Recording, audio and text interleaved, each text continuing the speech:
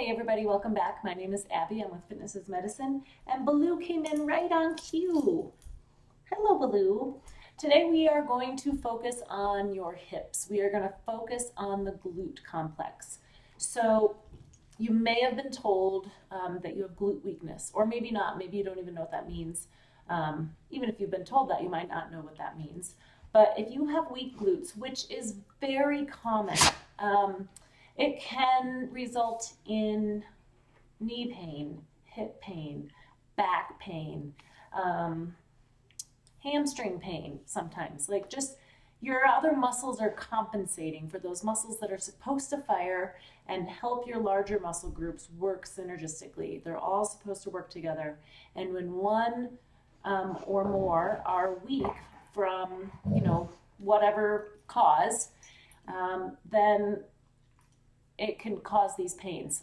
Also, if you're recovering from, a surgery or if you're a runner, things like that. And really, most of us just have that forward motion anyway. We don't do a lot of our side lateral movement. I try to focus on that day to day. But today we're going to get right to it and do some focused glute work. Now, there are 4 muscles in the glute complex: your gluteus maximus, gluteus medius, gluteus minimus, and your TFL, which is your tensor fasciae latae, which goes down with along with your IT band. So strengthening the 4 of those, and we can talk about loosening those another day, but today I want to talk about strength. So today we're going to start on our side on the floor. So grab a mat, or you can do these on your bed, that's fine. I'm going to move Baloo over here and give him a toy. There you go. And we're going to start with clam shells. So on your side, these can be done sort of haphazardly, I guess. So I really want to focus on doing these properly. So when you lie down on your side, you really want to stack your hips and stack your shoulders. It's easy to kind of lay back like this with your hips kind of open. And if you see that your top knee is not over your lower knee, almost focus on getting that bottom hip under that top hip, even just a little, even if you're just thinking that. And then we're going to bring your heels up towards your hips, and then we're going to open up your knees. Now, this is a pretty small movement. I don't want you to open up your hips like this or even like this. It's not that you're trying to open them as far as you can. It's pretty small. We're focusing here on glute medius and some glute maximus as well. They both do this external rotation here that we're working on, and abduction. So we're pulling away from the side here. Now we're going to do 10, and then we're going to switch sides. Baloo does best when I'm on the floor. That's his time to shine. All right, so now we're going to lie down on your other side. We'll do 10 on that side. Remember, really tuck that bottom hip under. Oh, yes. Bring your heels up toward, then use a pillow or something here so your neck is comfortable. We're going to do 10 here. 2, 3. Baloo wants to do them 2.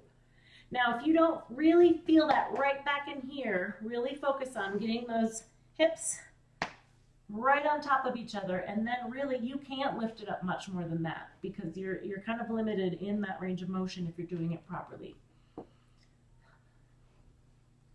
All right, good, rest. Now, we're going to stay in that same position. Come here, come here. And then I'm going to switch sides though. But right on the same thing, and we're going to do kind of opposite clam shells or heel lifts instead of knee lifts. So this is internally rotating the hip. I call these opposite clam shells because they're kind of opposite. Same position, but you can just do one and then the other on the same side if that's easier. But this internally rotates the hip, which is more of that glute medius, and some of that glute minimus that can really be hard to target. And we want them all to be strong to support us. Having strong hips, strong muscles that are all working synergistically can help with so many things. Like I said, it can help with back pain, knee pain, hip pain. It can help with balance. When your muscles are not firing correctly, it's hard to stand strong and balance correctly. So all of these are really important. And you may only need to do one set of these and really start, like you'll start to feel it right in there. And 10. All right, good. Now we're going to stay on the ground and get onto your hands and knees and do fire hydrants. So you want your hands directly beneath your shoulders, knees directly beneath your hips. And I want you to lift one knee out to the side, similar to the clamshell exercise. Keep your back flat, like you have a teacup on your back. So don't be an overachiever on this one. Again, it's a pretty small motion. I get to about there before I feel the need to kind of twist my hips. I don't want you to twist your hips. I want you to just really focus on lifting both your knee and your foot out to the side. Small motion. Again, this is focusing on, all of them kind of work together. So one isn't resting when we're doing these, but this really gets the glute maximus, glute medius.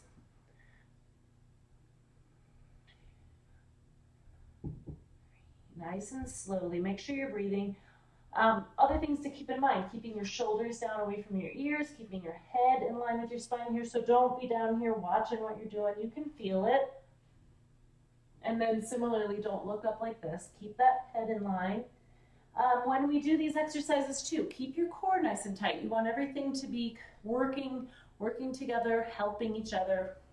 Okay, we have one more on the floor here. We're going to do a bridge.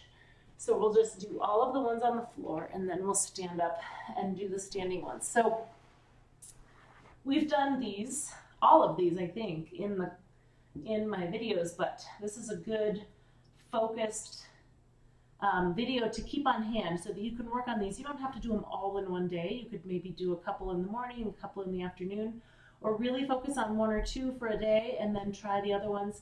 Mix them into your normal workouts, that type of thing. Okay, now we're going to do a bridge. So before you do that bridge, I want you to flatten your back, squeeze your glutes, lift your hips. We're going to hold it for about 5 seconds. You're thinking about driving your weight, driving down through your heels. So you should kind of be able to lift your toes and rest. Now, don't be an overachiever on this one. You want to tuck your hips, squeeze your glutes, lift your hips. I don't want you to think that you're trying to shove your hips through the ceiling because that puts everything out of alignment. I want everything, flatten your back, squeeze your glutes, lift your hips. And I want you to really feel it right back here in your hips. Don't feel like you have to drive your hips up as high as you can. And if you're doing this and you've been doing the other ones, you may only want to do 5. But you can judge that, if you're really getting tired. Or you could just watch this one through and then pick and choose on different days which ones you're going to do. Breathing. Again, keeping your shoulders away from your ears. Flatten your back, squeeze your glutes, lift your hips each time. Let's do one more. Remember, you're just squeezing your glutes here, not thinking about forcing your hips as high as possible. Here's one way you can stretch after that. That kind of gets your low back. Then you can also put one leg over, pull like this. You can pull it up towards your knee, opposite shoulder, that type of thing. There's lots of ways you can stretch out those glutes if you're starting to feel that tightness back here. Okay, now get up slowly. We've been on the floor for a little while. Turn over, make sure you're not feeling lightheaded. Stand up slowly with good form. Okay.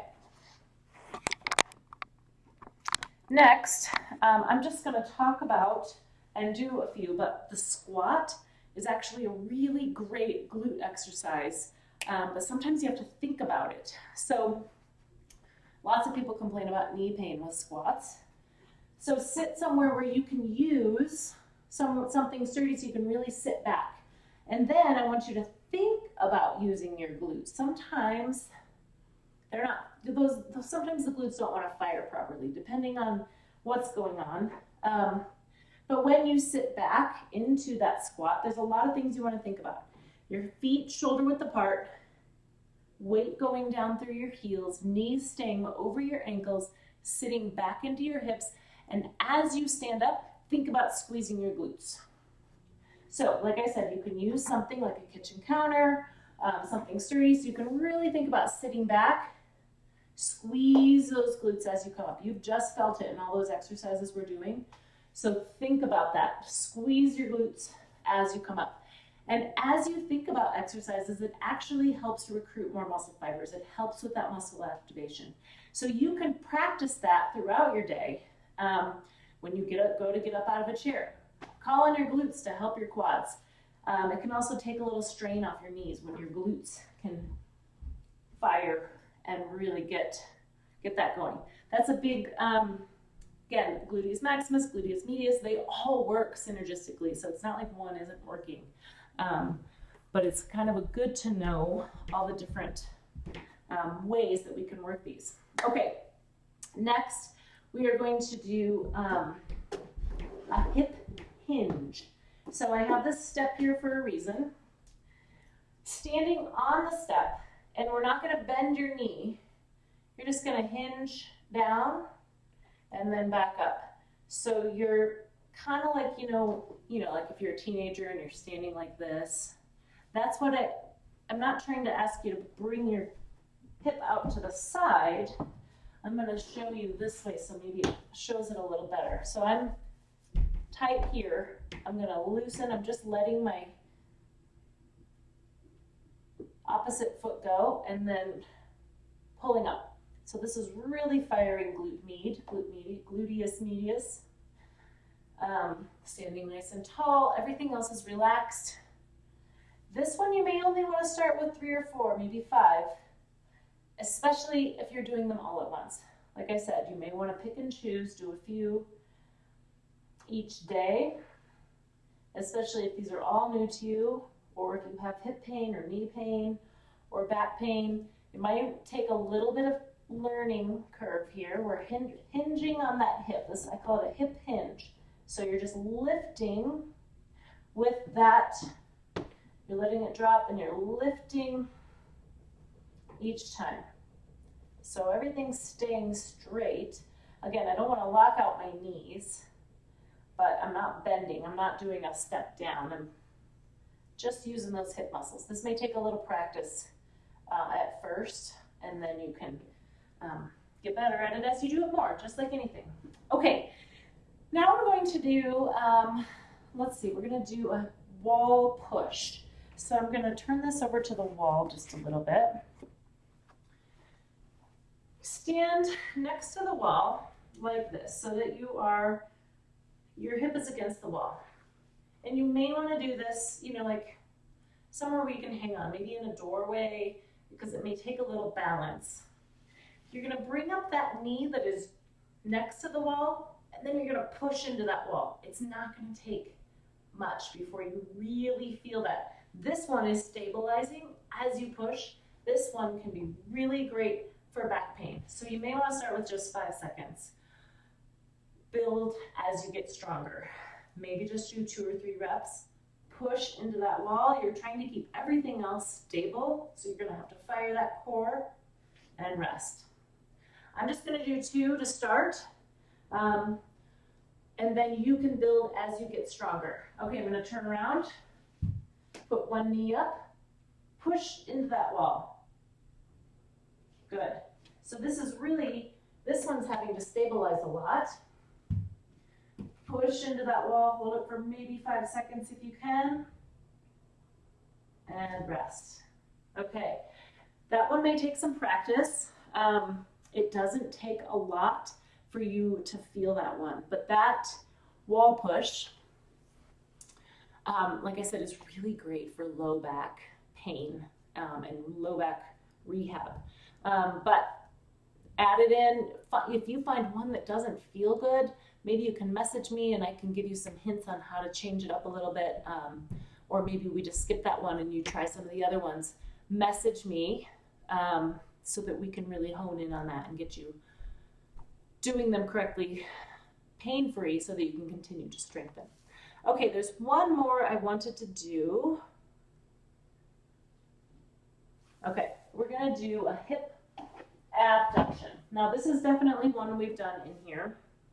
And you can do these anywhere, but when you're standing, we're gonna stand and go out to the side here. Again, some of these are a little bit redundant. Like I said, you can pick and choose. Add them to your daily workout, maybe add 2 a day to your daily workout so that you continue to mix them in. This one is key to stand. You're squeezing that glute that you're standing on, so that's probably going to be getting tired if you've been doing all of these with me. This one, you want to keep your toes straight forward. Don't let it go out to the side. Straight forward. Okay, now we're going to switch sides.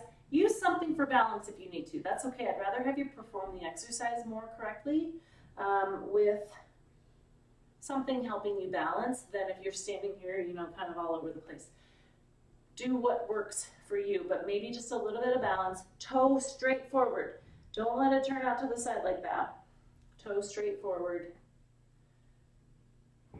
Again, small range of motion. I'm not trying to tip and make it go as far as I can. This is all staying straight, tummy tight. All right, good. Now, after all of these glute exercises, I showed you some of those stretches on the floor. Another way you can stretch that is seated. So if you're on a chair, I'm just going to sit on my ball here to show you. If you can sit like this and then straight back, kind of lean down into it, or you can do both of these. Pull that knee towards your opposite shoulder. You want to have your back nice and tall. Stretch out those glutes. You should really be feeling that all down in through here. I want you to, when you do these stretches, usually I say 30 seconds, 20 to 30 seconds. If you can and you can handle it, do 30. When you start to stretch a muscle, it likes to guard against it a little bit. So it takes a little time for that to relax, and then you can get a really good full stretch. Just stretch to the point of feeling like a good stretch. Don't stretch to the point of pain. So then you can pull that up towards your opposite shoulder. As always, you can do your quad stretching, hip stretching, hamstring stretching, calf stretching. All of those are really important, but these are just kind of a few extras that you can do after these hip exercises. Okay, another great way to kind of loosen up your hips is to sit and just rock back and forth on the ball. Maybe do some hip circles. Just do a few, loosen up so that you feel good. Message me if you need anything, if you have any questions, if you need anything altered, if you are just having trouble feeling it, or if you're doing it and you're just not feeling it correctly. You can leave a message in the comments, or you can private message me directly. Happy hips, everyone, and let me know if you need anything. Enjoy your workout.